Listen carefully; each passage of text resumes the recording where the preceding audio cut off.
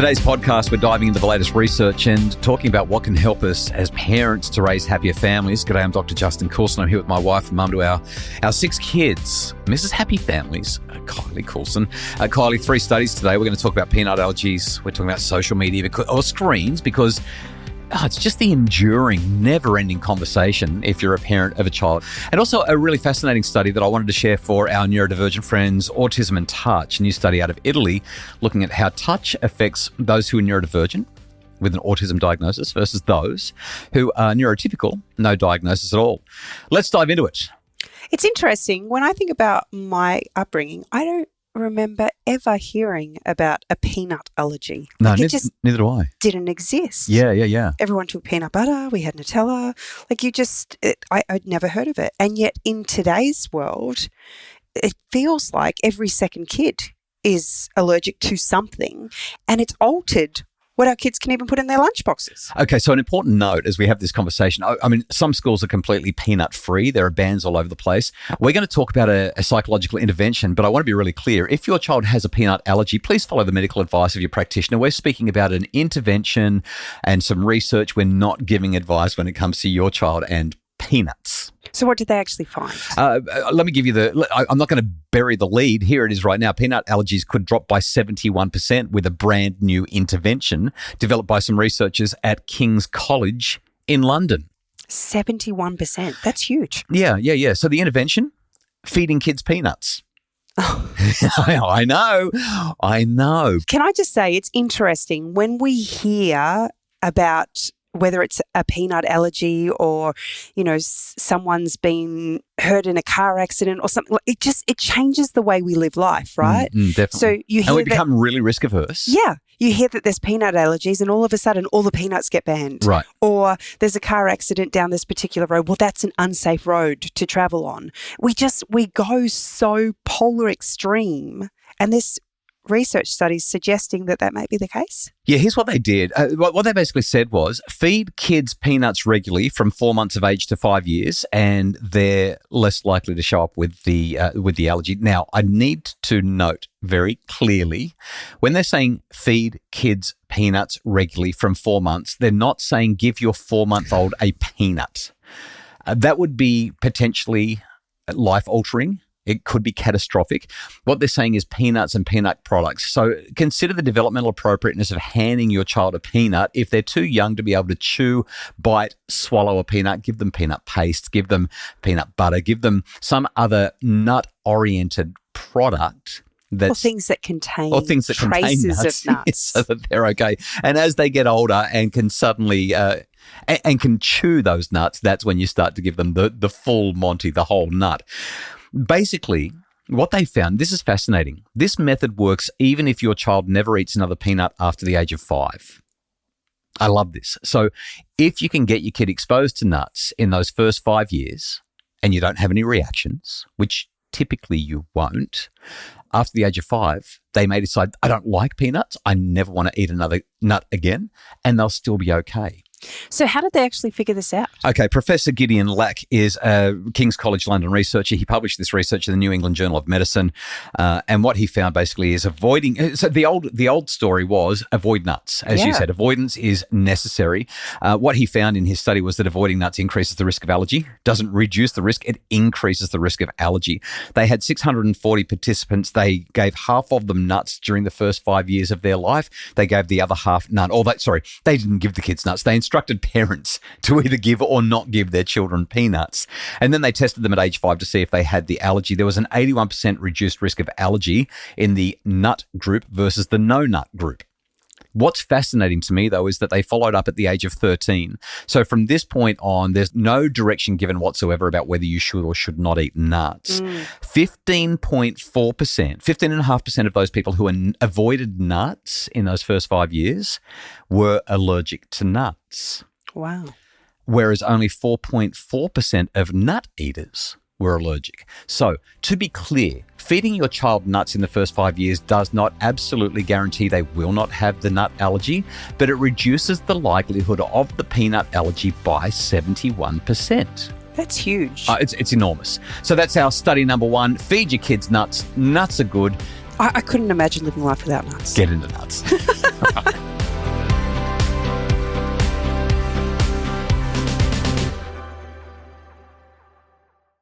All right, study number 2, social media use and the mental health of children and adolescents. I feel like every doctor's desk has a social media or screen aspect to it. What's different about this study? This is a smart study. It's been pre-registered.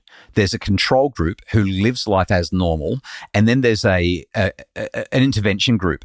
In the intervention group, we've got 181 children and adolescents in a Danish study, and their job is to do a 2-week screen media reduction intervention.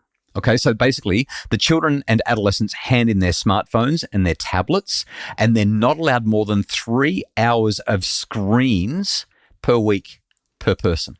You know, you say that, and that just sounds like bliss. It does, doesn't it? Honestly. You almost floated away as you said it. Your eyes started to flutter and you're like, So, would you like me to tell you what they found? Of course. Of course. Fewer emotional symptoms. That is, children were better regulated. There was less dysregulation in the intervention group compared to the control group. I kind of want to say, duh. Oh, I know. I really, it's so obvious. Fewer peer problems. In other words, the children were just better at social stuff and I won't say it again. But duh.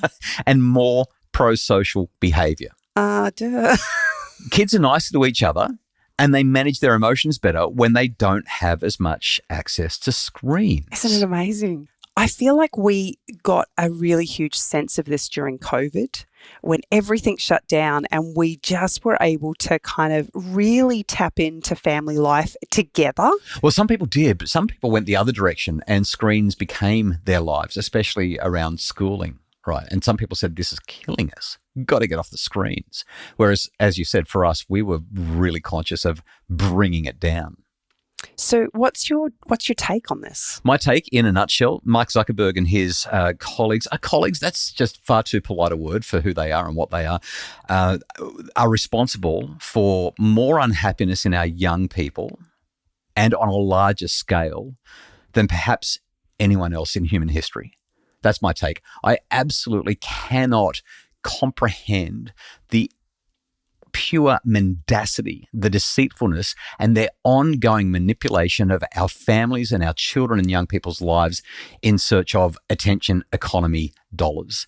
They are just absolutely disgraceful. I blame the system. I blame the politicians. But because nothing is happening, unfortunately, as parents, it lands on us. And if we're not doing something about it, we are also, unfortunately, responsible. I was at an event just the other day. I was giving a talk and somebody told me that their 7-year-old's on Snapchat. Why? Because their big brothers and sisters are on Snapchat. And I just said, no, as a parent, you've got a responsibility. Get your 7-year-old off Snapchat. They don't need to be on Roblox. They don't need to be on Minecraft. More and more evidence is coming out telling us that we, at the very least, need to be breathtakingly cautious. But I think when you look at a study like this one out of Denmark, we're seeing really clearly just get the kids outside, get them being physically active, have them involved in play, especially risky play, and get them involved with other people, children, outside, not in the house, not with a screen. They're going to be so much better off, better emotionally regulated, more physically capable, and they're also going to be more pro-social as a general rule. Well, I'm going to lower your blood pressure because I feel like it's going up. Our last study, we're talking about autism and touch. This is quite intriguing. Yeah, so most people do better with touch. We had a doctor's desk episode where we talked about the importance of touch. You got very excited in that one. Because if you're neurotypical and you get touched, so long as it's consensual and it's the kind of touch that you would like, oh gosh, it just feels good, right? Italian researchers have looked at the difference between neurotypical responses to touch and neurodivergent responses to touch with people who are diagnosed autistic. And what did they find? In a nutshell, lower physiological responses to touch, but higher ratings for both pleasant and unpleasant touch. So in other words, it's really complicated. There's a lot of sensory issues around this.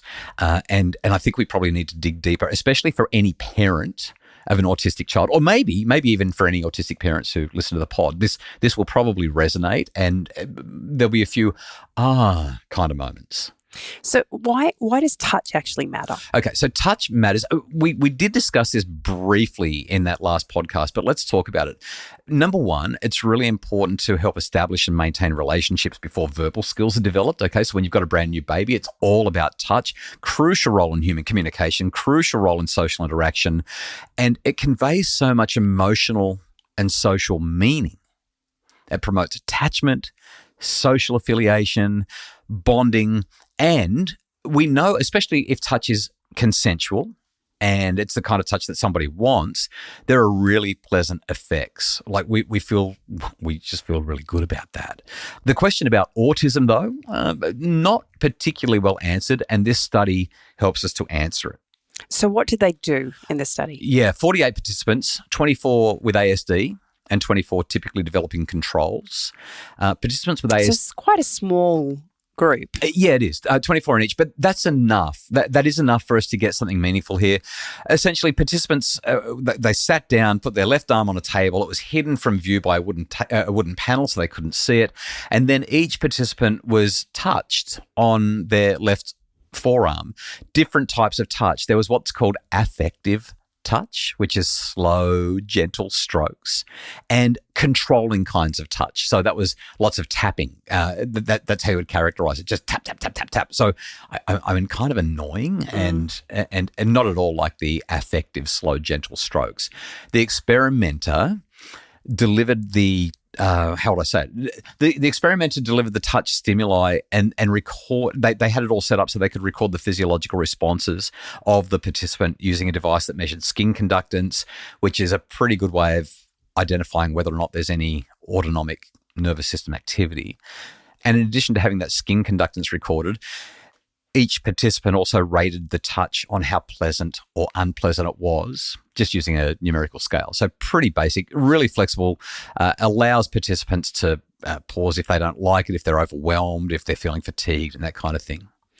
And what was the outcome of the study? In a nutshell, individuals with ASD showed lower overall skin conductance compared to neurotypical participants, which means that there's a lower autonomic response. And this is where I think it gets really interesting. While typically developing participants had a higher physiological response to affective touch compared to the controlling tapping touch, that wasn't shown in the ASD group. In other words, people with ASD did not show a distinct autonomic response to the two different kinds of touch. It was basically, you're touching me, right? Yeah. Full stop, end of story. You're touching me. Yes, there is a difference, but you are touching me. Whereas neurotypical people were like, I like that one. I don't like that one. Yeah. Here's something really interesting though. Despite the lack of that physiological differentiation, individuals with ASD rated both the affective and the control touch higher than typically developing participants by our neurotypical participants, which means that they subjectively are experiencing the touch more intensely on both the positive and the negative scale. I think this is fascinating to look at, and it highlights... But not at a physiological level. Like this is... It's really curious, isn't it? Yeah. So if you're a parent of an autistic kid, I think what I would be saying really is, do you like it when I touch you? How do you like to be touched? I think that it just requires exploration with an acknowledgement that touch can, for a child who has any kind of sensory issues, it can be overwhelming and frustrating and just too much. So again, my main emphasis based on what this study is showing is consent. Consent and conversation around touch are going to be your best friends. So 3 big studies today. We've talked about how to lower our kids' possibility of having a nut allergy by actually exposing them to it from as 4 months. Early as 4 months. Just don't give them whole nuts at 4 months, please. Reducing screen use with our families is going to deeply enhance... We're going to have better kids. your family connections and everything else that goes with it. Right. And autistic children and touch. This is really intriguing. I'm so glad that you enjoyed our doctor's desk. You normally complain about it. It looks like you actually got something out of this one. Each of these studies will be linked in the show notes so that you can get the details for those of you who are curious about learning more. We will link to the actual scholarly article. The Happy Families podcast is produced by Justin Rulon from Bridge Media. Mim Hammonds provides research, admin, and other support. If you would like to make your family happier, check out The Parenting Revolution. It's available wherever you buy your books, or visit us at happyfamilies.com.au.